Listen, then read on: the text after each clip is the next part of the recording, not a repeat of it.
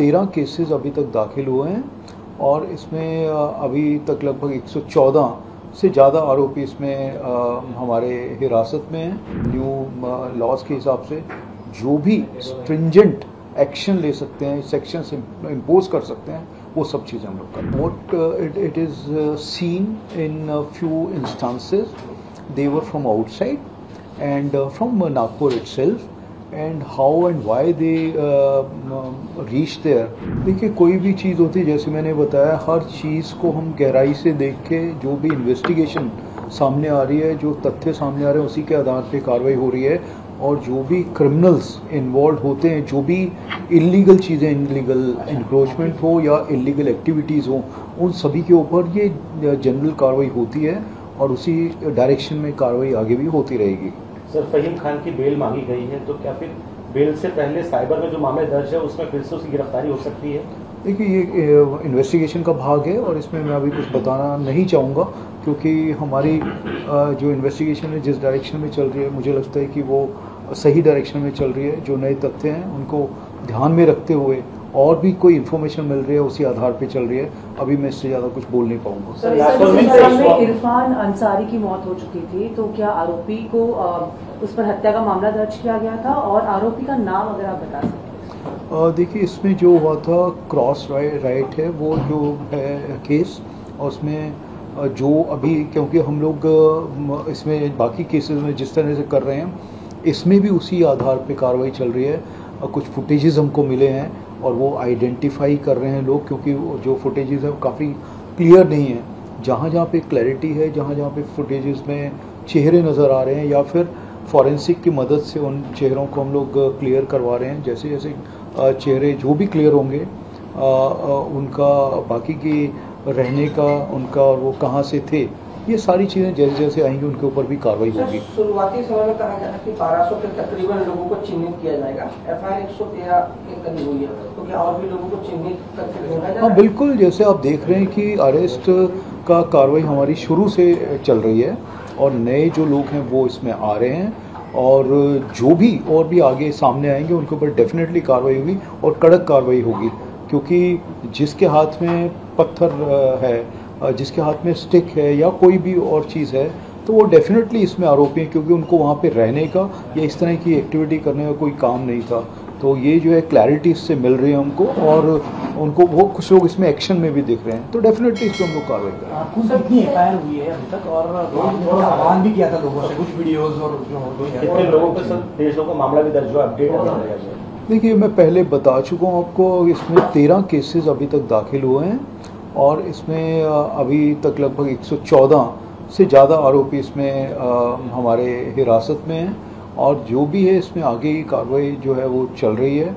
और जो आपने जो बताया न्यू लॉज के हिसाब से जो भी स्ट्रिंजेंट एक्शन ले सकते हैं, सेक्शन इम्पोज कर सकते हैं, वो सब चीज़ें हम लोग करते हैं। इन्वेस्टिगेशन में क्या सामने आया, क्या जो ये आरोपी थे, जो प्रवीण थे, ये बाहर से थे या फिर they are only from Nagpur? So what it is seen in a few instances, they were from outside and from Nagpur itself, and how and why they reached there is being investigated on the basis of their movements, and this is what is happening at the moment. I can't divulge more on this. तो social media पे जो फैलाया गया था, promote किया गया था, हिंसा को बढ़ोतरी दी गई थी, आईपी एड्रेस कुछ पड़ोसी राज्यों के भी थे, उसमें कितनी जांच हुई है सर? बिल्कुल, इसमें एक एक चीज़ हमारी टीम्स बिल्कुल लगी हुई हैं इसमें राउंड द क्लॉक, और हमने जैसे मैंने पहले ही बताया था लगभग 18 टीम्स हैं, और सोशल मीडिया के जो उसके ऊपर काम कर रही हैं वो अलग से 5-6 टीम्स हैं। तो सभी टीम्स को जिम्मेवारी दी गई है कि कोई ओरिजिन क्या था, जो भी वीडियो था या रील्स थी, उसके आधार पे वहाँ से कैसे दूसरे को दी गई, ये सारा उसका मूवमेंट, क्योंकि digitally we can find it, तो उसी आधार पे हम लोग निकाल रहे हैं। क्या आप कह सकते हैं बांग्लादेश और पाकिस्तान का संबंध रहा? देखिए मैं इसमें अभी कुछ नहीं बोल पाऊंगा, क्योंकि इसमें अगर ऐसा है तो वो सामने आ ही जाएगा आपके। सर, इस घटना को काफी दिन हो चुके हैं, क्या लग रहा है फहीम खान ही मास्टरमाइंड है इस पूरे मामले का, या फिर जिस पार्टी से जुड़ा है उसका सबसे ज्यादा इन्वॉल्वमेंट है नागपुर में दंगे करारों में? इसमें जो है, जो अभी तक इन्फॉर्मेशन है उस आधार पे हमारा कि किसका क्या रोल था वो एस्टेब्लिश हम लोग कर रहे हैं। कौन सी पार्टी थी, कौन इंडिविजुअल था, ये सारी चीज़ें अभी आ रही हैं, क्योंकि अभी इसमें करने के बाद में मैं एविडेंस के आधार पे बताऊंगा। ये अभी क्योंकि 4-5 दिन पहले ही हुआ है, 6 दिन हुए हैं इसको दंगों को, और हमारा पहले जो प्रायोरिटी था केसेस इन्वेस्टिगेशन करना, रजिस्टर के बाद इम्प्लीमेंट, फिर उसके बाद में अरेस्ट करना, वो सारी चीज़ें, और साइमल्टेनियसली सब लोग काम कर रहे हैं। अभी इसमें थोड़ा जल्दी होगा अगर मैं ज़्यादा इसमें बोलता हूँ, क्योंकि ये चीज़ें हैं, ये सब बेस्ड ऑन एविडेंस रहेंगी, तो अब थोड़ा सा इंतजार करना पड़ेगा। सर एक प्रश्न असा आहे, यूट्यूब चॅनल 2 यूट्यूब चॅनलवर आतापर्यंत कारवाई करण्यात आली, एका यूट्यूबरलाही काल पकडण्यात आलं। शहरामध्ये असे वादग्रस्त यूट्यूब चॅनल्स खूप सारे सुरू आहेत आणि त्याच्यात धार्मिक तेढ निर्माण करणारे यूट्यूब चॅनल्स पण आहेत। त्यामुळे 2 केसेस तर तुम्ही केल्या आहेत, 2 यूट्यूबरलाही पकडलाय।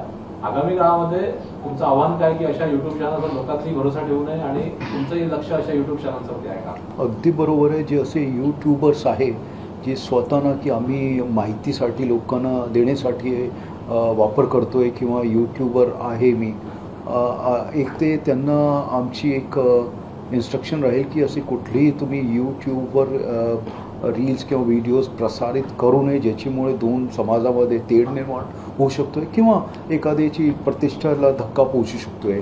असे जे लोक आहेत त्यांचे सगळ्यांवर आमची नजर आहे। काही पर्सनल गेनसाठी किंवा तेढ निर्माण करण्यासाठी जे लोक करतात त्यांना आम्ही सावध करतोय। जे जर ते दिसले तर त्यांच्यावर जसं आम्ही 2वर कारवाई केलेली आहे, असे इतरही दिसले तर त्यांच्यावरही अशी कारवाई होईल। सर मराठीमध्ये सांगा, आतापर्यंत किती कारवाई झाली आहे, आकडा कुठपर्यंत पोहोचलेला आहे? आता आमचा आकडा 114च्या पुढे गेलेला आहे। जे आमचे जे पोलिसांनी ताब्यात घेतलेले लोक, तसेच जे 13 केसेस दाखल आहे त्याच्यात आता जे निष्पन्न होत आहे लोक किंवा आरोपी ते त्या जिथे ते केस दाखल आहे त्या केसमध्ये आपण टाकतोय।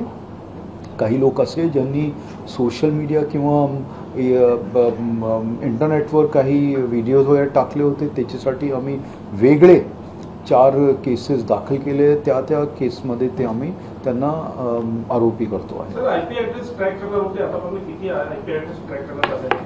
ते सध्या आम्ही तुम्हाला सांगू शकणार नाही। आमची जी वेगळी टीम त्याच्यावर काम करते आहे आणि काही यूट्यूबर्सवरही आम्ही कारवाई केलेली आहे याच्यात, आणि हे तुमच्या समोर इतर जे आम्ही कारवाई करतो तुम्हाला देणार। सर शेवटचा प्रश्न असा आहे, काल 2 बांधकामावर तोडकाम करण्यात आलं आणि हायकोर्टाने सुद्धा या प्रकरणामध्ये 15 एप्रिलला पुढची सुनावणी आहे। जरी नागपूर पोलिसांचा फक्त संरक्षण देणे महानगरपालिकेला एवढा जरी संबंध असला तरी तुमची भूमिका संपूर्ण प्रकरणावर अद्यापर्यंत आलेली नाहीये। नागपूर पोलिसांची या संपूर्ण प्रकरणावर भूमिका काय आहे? आमची भूमिका स्पष्ट आहे। जे इलिगल काम करतात, जे क्रिमिनल आहे त्यांच्यावर स्ट्रॉंग ॲक्शन झाला पाहिजे। आपण केस त्यांच्यावर दाखल केलेले आहे आणि ती जे त्यांची इलिगल जर हे असली कुठली घर वगैरे प्रॉपर्टी वगैरे एन्क्रोचमेंटमध्ये असली, कारण ते आमची नेहमीची कारवाई आहे। याच्यात हे जर सापडले तर त्यांच्यावरही कारवाई होईल जसं आपण इतरांवर करतो।